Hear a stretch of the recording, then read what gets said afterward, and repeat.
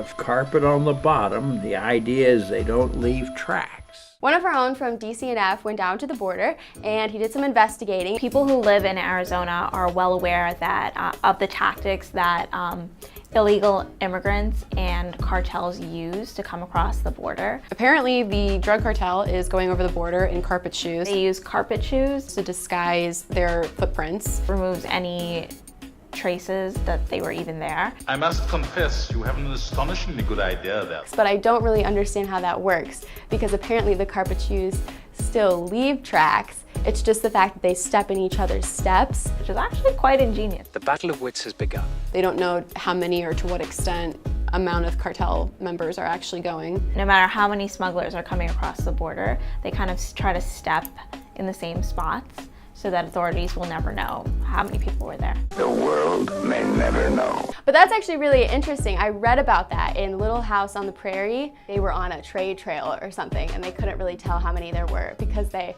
all stepped in each other's tracks. So that's very clever. Good for them. This one goes to the carpet shoes.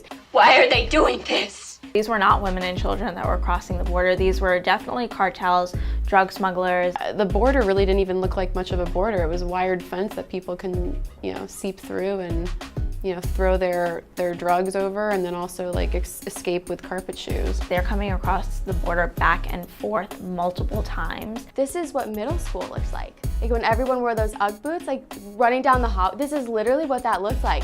I mean, who knew that something so basic would be used to distribute a lot of bad stuff into our country? This is kind of like their full-time job, so they need to develop ways to make sure that it's basically foolproof. They'll never get caught. If anything, I think this is really great evidence that we need to build the wall. We need to get on that. They could have just called carpet shoes like slippers, but whatever, what do I know?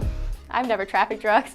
If these people can come onto your property, you don't know, what more they're capable of.